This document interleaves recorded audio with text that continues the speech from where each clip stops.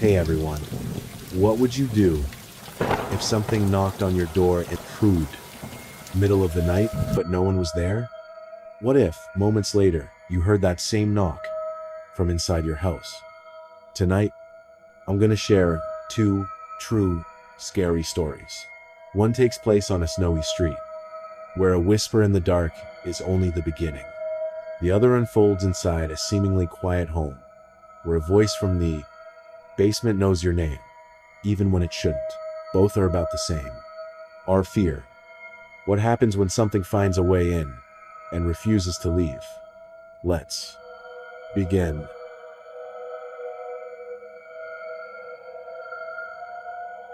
Mason always thought his home was the safest place on earth. It was where he could relax, away from the noise and chaos of the outside world. His mom often traveled for work, leaving him at home with his dog, Maggie. They lived in a small house in the suburbs of Cedar Rapids, Iowa, on a quiet street where the cars rarely passed by. At night, the snow would blanket everything, the cold air and the darkness stretching endlessly. Tonight was no different. Mason sat in the living room, his feet up on the sofa, eyes glued to the screen as he played video games. Maggie, his loyal dog, lay on the floor beside him, occasionally lifting her head to glance around. The sound of snow falling outside the window was almost like a soft tap against the ground. The house was eerily still, too still. Then, suddenly, a faint noise broke the silence. A knock. Mason froze. He turned his head toward the door. Maggie's ears perked up, and she slowly rose, walking over to the window. The room felt unnaturally quiet, as if the world outside had stopped. Mason thought it was probably just the wind, or maybe a car passing by. But something about the sound didn't sit right. He tried to ignore it and return to his game. But then, a few minutes later, the knock came again, louder. Mason paused the game, his heartbeat picking up speed. He glanced at Maggie. She was standing by the window, her tail low, eyes fixated on the door. The knock came again, this time much more distinct. Tap, tap, tap. It was coming from the front door, but no one was supposed to be there. Mason slowly stood up. His heart raced as he moved toward the door. Was it just the wind, or was someone actually outside? He reached for the door handle, his hand trembling. But when he opened it, nothing. Just cold air and the quiet night. The porch was empty. Confused, Mason stepped outside, checking the front yard. No footprints. No signs of anyone. Just the snow and darkness. Shaking his head, he closed the door. Maybe he had imagined it. He locked the door and turned around, heading back toward the living room. But something still felt wrong. Tap, tap, tap. It came again, this time from the window by the couch. Mason stood still, staring at the window. He wasn't alone in the house. He could feel it. And that something about it felt too deliberate, too close. Mason couldn't shake the feeling that something was wrong. After hearing that second knock at the window, he locked the doors and windows, making sure everything was secure. But no matter how much he checked, there was this unease crawling under his skin, like a shadow following him. He tried to brush it off. He was alone, it was a quiet neighborhood, and it was just the cold winter night playing tricks on him. Maggie, his dog, lay back down by the fireplace, but her eyes never fully relaxed. She kept glancing at the window, her ears flicking back every so often. Mason sat back down on the couch, pulling his blanket tighter around his shoulders. The house creaked as the wind outside picked up. But then a sound. A light tapping. Not at the window this time, but at the back door. Tap, tap, tap. Mason's blood ran cold. He could feel his heartbeat quicken, his palms sweating. The knocking was too rhythmic, too deliberate. Like something was testing him. His eyes darted around the living room. Every creak of the floor, every rustle of the curtains made his skin crawl. He stood up slowly, his legs trembling. He had to check. He couldn't just ignore it again. He grabbed the flashlight from the kitchen drawer and made his way cautiously toward the back door. His pulse pounded in his ears. As he got closer, the knocking continued, but now it was louder, more persistent, and almost mocking. His breath caught in his throat as he reached for the doorknob. Click. The door was unlocked. Mason froze. He never left the back door unlocked. His heart raced as he turned the knob slowly, pushing the door open just a crack. His eyes strained in the darkness, searching for anything out of the ordinary. The backyard was empty. Just the moonlight illuminating the snow, making it look like a frozen wasteland. Mason stepped outside, the cold air biting at his skin. He felt the hair on the back of his neck stand up, as if something unseen was watching him. The night felt oppressive, like the air was thick with something he couldn't quite name. He scanned the yard, nothing. No movement, no footprints in the snow. He sighed, trying to calm his nerves. Maybe he had imagined it. He turned to close the door when he heard something else, a whisper. It was a sound so soft, so barely audible, that at first, Mason thought he was losing his mind. He leaned in closer to the door, trying to hear better. The whisper came again, barely more than a breath, but this time, it was clearer. "Let me in." Mason's heart stopped. He slammed the door shut and locked it, the sound of the bolt echoing through the empty house. He backed away from the door, breath coming in quick, panicked gasps. That whisper wasn't his imagination. He heard it. He felt it. His phone buzzed in his pocket. He reached for it with trembling hands, praying it was his mom. But when he checked the screen, it wasn't her name. It was a number he didn't recognize. A text message popped up. "I'm closer than you think." Mason's stomach dropped. There was no way this was a coincidence. Someone was out there, watching him, waiting, and Mason had no idea who or what it was. Mason's heart was still pounding when he slammed the door shut. The text on his phone burned in his hand. The words, "I'm closer than you think," repeating over and over in his mind. He didn't know who was out there, but one thing was certain: someone was watching him. The whisper still echoed in his ears. "Let me in." His palms were sweaty, and his throat felt dry as he tried to swallow. He could feel the weight of the silence pressing down on him, making the house feel smaller, more confined. Every creak of the floorboards, every flicker of the lights made his skin crawl. He couldn't stay here. He had to know what was happening. He grabbed the flashlight from the kitchen counter, his hands shaking as he turned it on. The beam cut through the darkness of the hallway, but it did nothing to ease the tension rising in his chest. Maggie, his dog, stood in the corner of the living room, her eyes wide and watchful, her body low to the ground as if she was trying to protect him. She growled softly, a low rumble that made Mason freeze. He turned his head toward her, but her attention was focused somewhere behind him. Something was in the house. Every instinct told him to run, but he couldn't. He needed to find out what was here. Slowly, he moved toward the back door again, flashlight in hand, scanning every corner, every shadow. His breath quickened as he approached the door, praying that the whispers were just his imagination. But as he reached for the door, the floor creaked under his feet, loud in the silence. "Let me in." The voice, clearer this time, coming from the hallway. Mason's blood ran cold. He spun around, but all he saw was the empty hallway. Nothing. He took a deep breath and forced the door open, running out into the cold night air. His heart was still racing, but the chill helped clear his mind. He didn't stop. His legs carried him across the front yard, away from the house, toward the street. He turned around, but there was no one following him. The house loomed behind him, dark and silent, like nothing had ever happened. But Mason knew better. That house wasn't safe anymore. "I'm still here."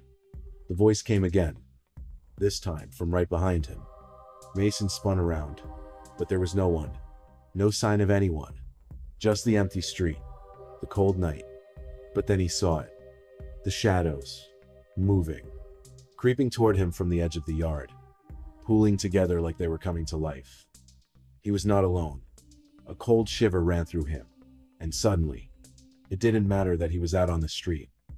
He could still feel it. It was inside his head now. Watching, waiting, following. His heart was in his throat as he broke into a run, not caring where he was going. He just had to get away, had to escape. But the sound followed him. That constant tap, tap, tap. It was never ending. Mason didn't stop running until he reached the edge of town. His legs burned. His chest ached with every ragged breath. But he didn't care. He couldn't stop. The sound was still there, following him. That relentless tapping. The whisper. "Let me in." He finally slowed down, looking around to make sure no one was following him. But all he could see were the empty streets and the faint glow of streetlights, flickering in the distance. The night air bit at his skin, but it was nothing compared to the chill crawling up his spine. The house was far behind him now. But it didn't matter. That thing, whatever it was, hadn't stayed inside. It was inside his head, in his mind, and it wouldn't leave. He found a bench by the street and collapsed onto it, his body shaking. He took out his phone, dialed his mom's number again. No answer. Again. Nothing. He looked up into the night sky, trying to steady his breathing, but the darkness seemed thicker now. The shadows stretched longer, closer. His mind screamed at him to run, but his legs felt like they were made of stone. And then, as if on cue, he heard it again. Tap, tap, tap. This time, it was louder, closer. Mason snapped his head toward the sound, his heart skipping a beat. The tapping was coming from the trees, the dark figure swaying in the distance. It wasn't just the wind. Someone was there. He jumped to his feet, flashlight trembling in his hand. But when he shone it in the direction of the sound, the woods were empty. Just darkness. The air around him seemed to hum with tension. The whisper came again, clearer this time, as if it was right behind him. "Let me in." His breath caught in his throat. Mason turned around slowly, his flashlight shaking wildly in his hands. And that's when he saw it. A shadow. Not just a trick of the light, but something solid, moving toward him. The figure wasn't human. It was tall, stretching unnaturally tall, its shape distorted and warped by the dim light. The tapping became a pounding now, as if whatever it was trying to break through the ground itself to reach him. Mason's blood ran cold as he spun around and ran into the night, the figure ever present behind him. And the whispers, they never stopped. David, 30 years old, had always thought of his house as a sanctuary. It was his safe space, his retreat from the world. Living alone in a large two-floor house in the suburbs of Seattle, David had grown used to the quiet, especially at night. He was used to the solitude. On most evenings, he would settle into his living room, turn on a scary movie, and let the darkness of the room consume him, except for the flicker of light from the television. The house was an open layout, with the living room, dining room, and kitchen all in one big space. David's couch sat in the middle, his back facing the rest of the room. He liked it that way. It was cozy, and he never really felt uncomfortable. He told himself, as he sat watching the movie, that being home alone at his age should never freak him out. Yet, as the movie played, he couldn't shake the feeling of being watched. A strange, unsettling sensation crawled up his spine, making him glance over his shoulder repeatedly. It was just a movie. He told himself it was nothing, but the feeling wouldn't go away. After finishing the movie, David brushed his teeth, turned off all the lights, and went to bed. He tried to shake off the uneasy feeling, but sleep didn't come easy. He tossed and turned, and after what took only a few hours, he woke up at around 1 a.m. The house was silent, but then he heard something, a voice coming from downstairs. At first, he thought it was his sister Samantha. Her voice was unmistakable. It sounded like she was inside the house, calling to him. But David knew she wasn't home. She was supposed to be at her boyfriend's place, 20 miles away. Still, in his groggy state, it didn't register. He thought maybe she had come home earlier than expected. "David," the voice repeated, calling his name from below. Confused and groggy, David got out of bed, went to the hallway, and turned on the light. The house was pitch dark. He walked toward the stairs, hearing her voice again, clearer now. "David, are you awake?" David made his way downstairs, calling out, "What is it?" But when he got to the kitchen, no one was there. He called out again. No response. The house was eerily quiet. Then he heard something fall upstairs, something that hadn't been there before. David's heart was still racing as he stood in the empty kitchen, staring at the darkness around him. The house was eerily quiet now. The voice he'd heard calling his name wasn't just a dream, it felt too real. He tried to convince himself that it had to be his sister, Samantha, but deep down something wasn't right. He turned around and started heading back up the stairs. The faint light from the hallway behind him cast long shadows on the walls, making every corner look like it could be hiding something. "David." He froze. The voice, clearer this time, was coming from the hallway behind him. It was almost like it was in his ear, whispering his name over and over again. The whisper seemed to vibrate in his skull, sending chills down his spine. David's heart began pounding in his chest. He turned quickly, his hand gripping the banister as he ascended the stairs. There was no one there. The house was empty, as it should have been. He shook his head, trying to push the feeling away. "I'm just being paranoid," he muttered under his breath. But his voice didn't sound convincing, even to him.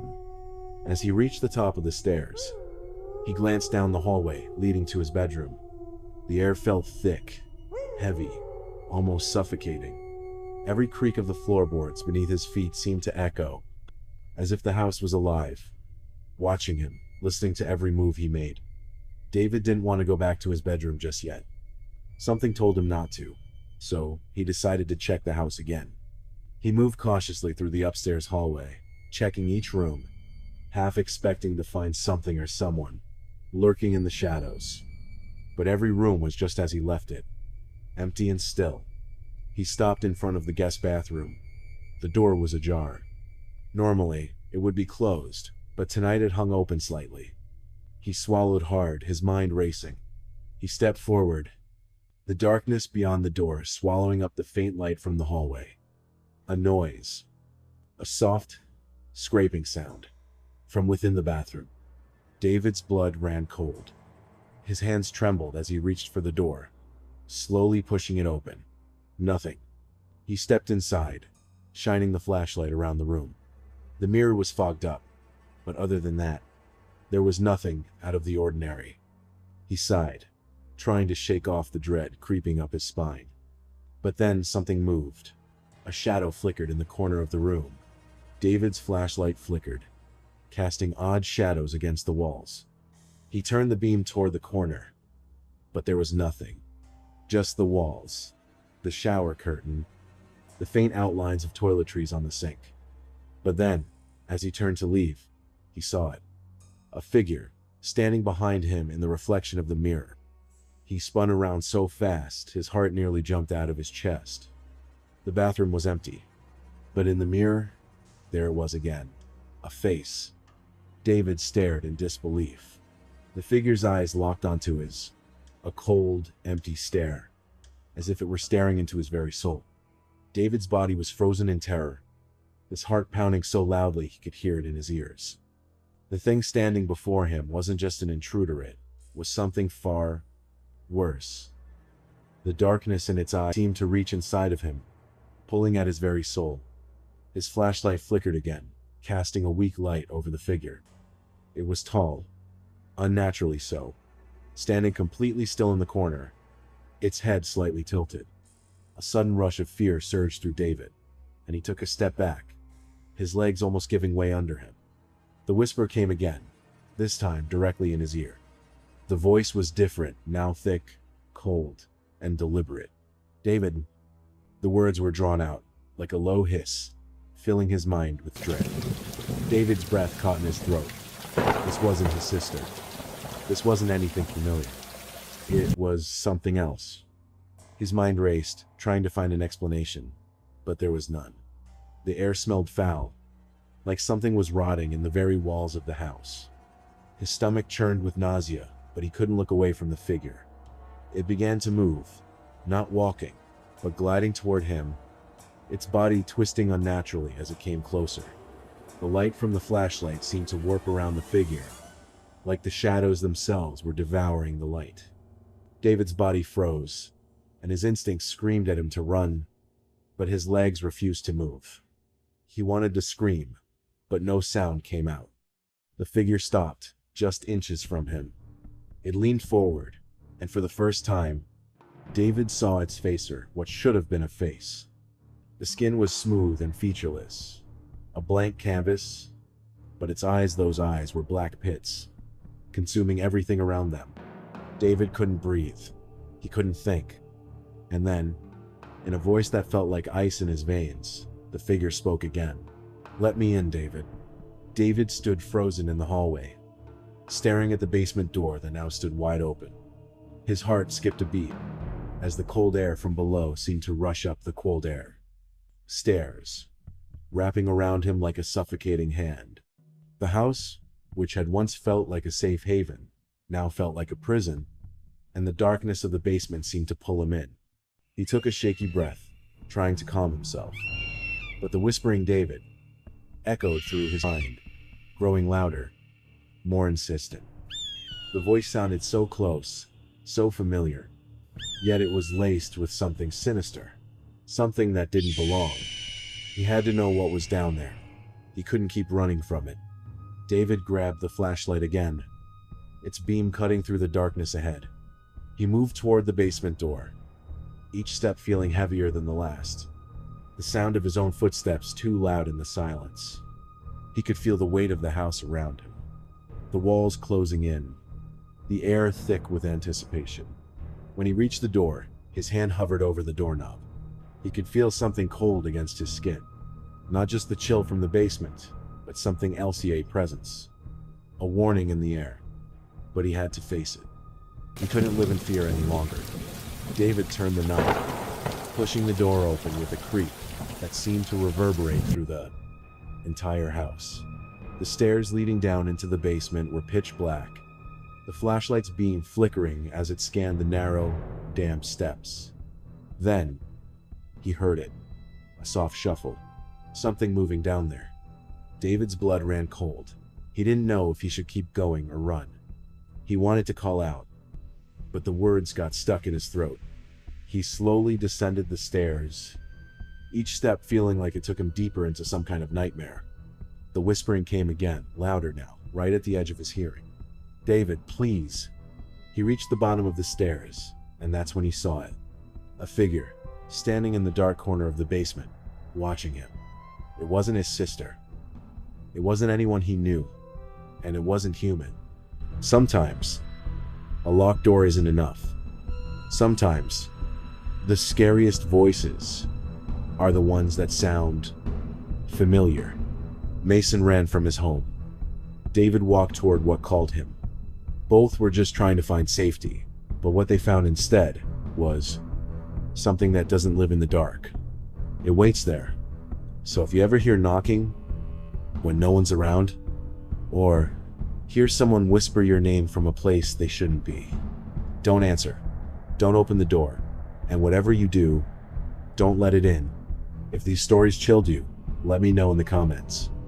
And if something like this has ever happened to you, I want to hear it. Until next time, stay safe, stay aware, and stay in the light.